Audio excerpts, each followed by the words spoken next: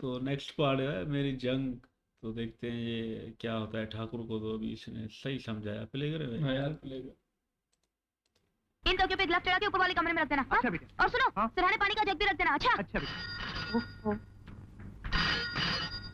Hello, yes, कौन सा बोल रहे हैं? अच्छा, तो हमारी आवाज भी नहीं पहचानी अभी तक। ओह विकी, यस योर हाइनेस। क्या तुम कॉलेज नहीं आई और मेरा तुझे भी नहीं जानते? I'm really चेले sorry, भी Vicky. इसके इसकी लेकिन तरह क्या है। है, देखो मैं कैसे आजकल कर जरा परेशानी में हूँ। अरे परेशान तो हम भी बहुत हैं कोमल, लेकिन तुम्हें हमारा ख्याल ही नहीं।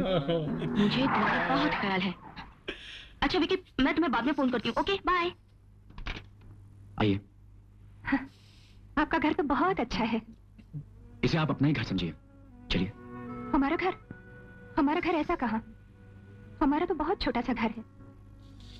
वकील साहब, आप मुझे मेरे घर पहुंचा देंगे ना? जी हाँ, मैंने आपसे कहा ना, मैं पहुंचा दूंगा। हाँ, मेरा जाना बहुत जरूरी है। कभी आप हमारे घर आएंगे तो देखेंगे दो छोटे छोटे बच्चे हैं, अरुण और कोमल। इतनी सी उम्र के बच्चे माँ के बिना नहीं रह सकते वकील साहब। किसी भी उम्र के बच्चे अपनी माँ के बिना नहीं रह सकते। चलिए। हाँ हाँ हाँ, ये बात भी ठीक है। ये रिश्ता ही ऐसा है। पर मैं यही सोचती रहती हूँ, कौन बच्चों को सुबह सुबह नाश्ता देता होगा? कौन उन्हें स्कूल जाने के लिए तैयार करता होगा? खेलकूद में बच्चे खाना पीना ही भूल जाते हैं। पता नहीं ठीक से खाना खाते हैं या नहीं। ये मेरी छोटी बहन कोमल। नमस्ते। अरे, मेरी बेटी का नाम भी कोमल है। उसी की बात कर रही थी।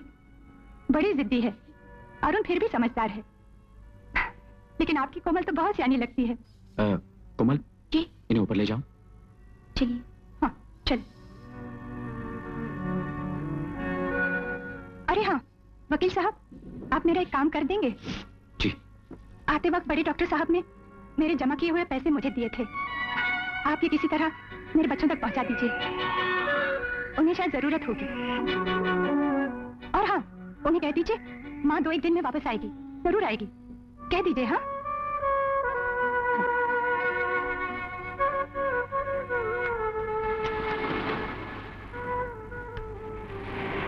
अरुण। गीता, सुनी तुमने माँ की बातें? देखे तुमने माँ के सपने, उनकी उम्मीदें? आज तक मांग में सिंदूर लगाए जिंदा है, जबकि मेरा निर्दोष बाप फांसी के तख्ते पर खत्म हो गया। उस ठकराल की वजह से आज तक हम मुसीबतें झेल रहे हैं। ठकराल साहब, उस फंक्शन में अरुण वर्मा ने आपके साथ बहुत बदतमीजी की। आपका सिर्फ एक इशारा चाहिए, अरुण वर्मा की लाश का पता नहीं चला। अंकल, आप कहें तो अरुण वर्मा को। नहीं बेटे, वकीलों की जंग अदालत में होती है। एक बार अरुण का केस मेरे सामने फंसने दो, फिर मैं उसे मजा चुकाता हूँ। उसका इंतजाम भी हो जाएगा। वो कैसे? मैंने एक बहुत बड़ा प्लॉट खरीदा है, जिस पर बरसों से गरीबों ने बस्ती बसाई हुई है। उस प्लॉट को खाली करवाना है। वो हो जाएगा, लेकिन इसका अरुण वर्मा के साथ क्या ताल्लुक? अरुण वर्मा उस बस्ती वालों का वकील है। मरने के लिए नर्क ओह, में जाएगा। आई सी। केस के लिए गरीब तो समझ लीजिए जगह साहब, आपका काम हो गया।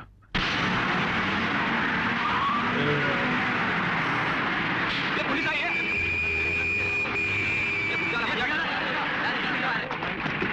ये लफड़ा हुआ बाप। ओह, इससे पहले कि मेरे आदमी ये मकान और झोपड़े तोड़ना शुरू करें, अगर आप कोर्ट की तरफ से दिए गए ये जमीन खाली करवाने के ऑर्डर्स देखना चाहें तो देख सकते हैं।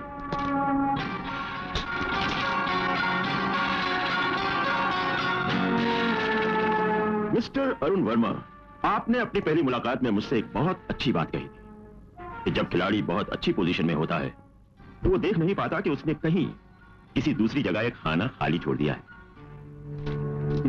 माफ करना भाइयों, अगर आपके ये बुद्धिमान वकील साहब चाहते तो मेरे ऑर्डर्स को रुकवाने के लिए कोर्ट से एक दूसरा ऑर्डर ले सकते थे, लेकिन अब तो बहुत देर हो गई है, क्योंकि कोर्ट 3 दिन के लिए बंद है। सॉरी मिस्टर अरुण वर्मा, इस बार आपने खाना खाली छोड़ दिया। बात खाने की नहीं है ठकराल साहब, इस गरीब खाने की है। गरीब के खाने में पांव मत रखो ठकराल, क्योंकि जब गरीब का दिल रो उठता है तो अपनी होश खो बैठता है। तो फिर तुम्हारे जैसे 75 ठकरालों के लिए एक गरीब काफी होता है, सिर्फ एक। ठकराल साहब, इस आदमी को जानते हैं आप? मंगल। और ये मुन्नू, मंगल का बेटा मुन्नू। मुन्नू बेटे, ये ठकराल अंकल हैं, बहुत बड़े वकील हैं। ये तुम लोगों के छोपड़े तोड़ने आए हैं। देखो बेटे, इसका जवाब तुम ही दे सकते हो। ये जो कोर्ट के पेपर्स हैं ना तुम्हारे हाथ में, जाओ और इन्हें जाकर दिखा दो। जा बेटे, शाबाश।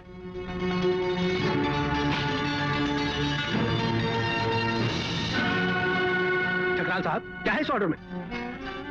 जी हाँ, ये कोर्ट के ऑर्डर्स मैंने कल शाम को ही ले लिए थे।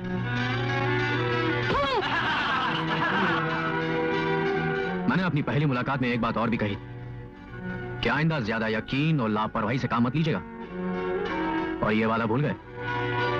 क्या ये ठकराल साहब, आपकी कारें आपका इंतजार कर रही हैं। कागा साहब चलिए। मगर कोर्ट ने तो हमें ऑर्डर दिया था। कागा साहब, ये कानूनी बातें हैं, बाद में समझाऊंगा आपको। अभी कुछ नहीं हो सकता, चलिए चलिए ना। अरे लोगों को उठाओ।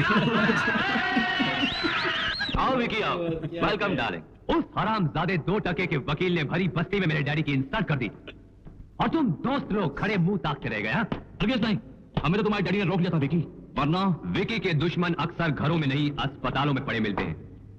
और इस बार मिस्टर अरुण वर्मा साहब का भी अस्पताल पहुंचना बहुत जरूरी है। हाँ गीता, अरुण बोल रहा हूँ। कहाँ से बोल रहे हो? वो बोरेवली टेलीफोन बूथ से। माथुर साहब कहाँ हैं? वो बाथरूम में है। उनसे कहना थोड़ी देर घर पे आ जाएं। वहाँ को समझाना था कि वो अरुण, अरुण, कानून की आंखों में पट्टी कैसे बांधी जाती है मिस्टर अरुण वर्मा? पहचान सकते हो कौन आदमी है? बताओ पुलिस स्टेशन जाकर, ये कौन है हम देख रहे हो ना। अकराल से दुश्मनी का यही जवाब है। अरुण, ये कौन सी आवाज है अरुण?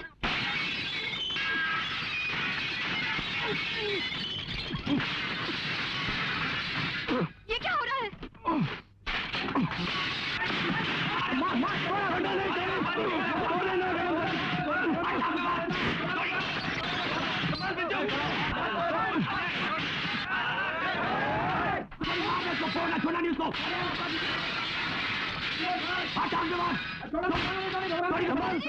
जीजा जी प्लीज जल्दी आइए ना, जरा देखिए तो क्या हो रहा है।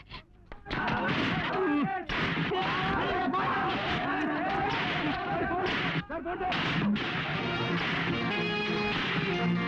रहा है तुम्हें?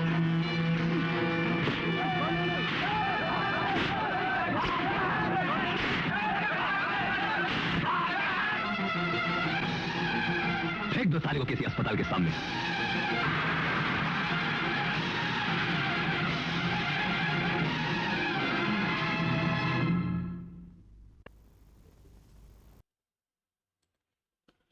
यार ये विक्की बड़ा घटिया इंसान है। तो वो अपने बाप के लिए क्यों लड़ रहा है? तेरा बाप तो तुझसे मिलता भी नहीं है। जब वो पैसे मांगने आया ना, फोन आया था, कहता है मैं वक्त नहीं दे सकता, इसको पैसे ही दो। हरामी ये दल्ला है, ऐसे ही इसको रखो। तो तू उस बाप के लिए लड़ रहा है? साले तेरा बाप बड़ा कातिल है, और तू मतलब हमारे इस अरुण भाई मजरू को तुमने इतना मारा है। तुम डांस कर जाओगे जैसे डांस करता है ना, तुम डांस में सही है। डांस सिखाने की क्या आदत अच्छी है? छपरी वाली डांस में घटिया। छपरियों के ऊपर है ना, एक बेकार है एकदम है भाई। ये सूखा हुआ खाओ का हमारे मजनू भाई को इतना मारा हरामी। इतना दम है तो सामने लड़ना, बेचारे को ऐसे मारा है। हाँ ना, मारता भी कपड़ा ऊपर से डाल दे फिर मारा। ऐसे दिलेर तो सामने से लड़ना। तुम तो दलाल हो, तुम्हारा बाप भी दलाल, तुम भी दलाल सामने। इसका बाप वक्त नहीं दे रहा है इसको। साले को कहता है ये दाल अंडे से आया है, तू कौन सा मैं धंधे में लगाऊं, क्या करूं, ये दाल छपरी रहे दाल।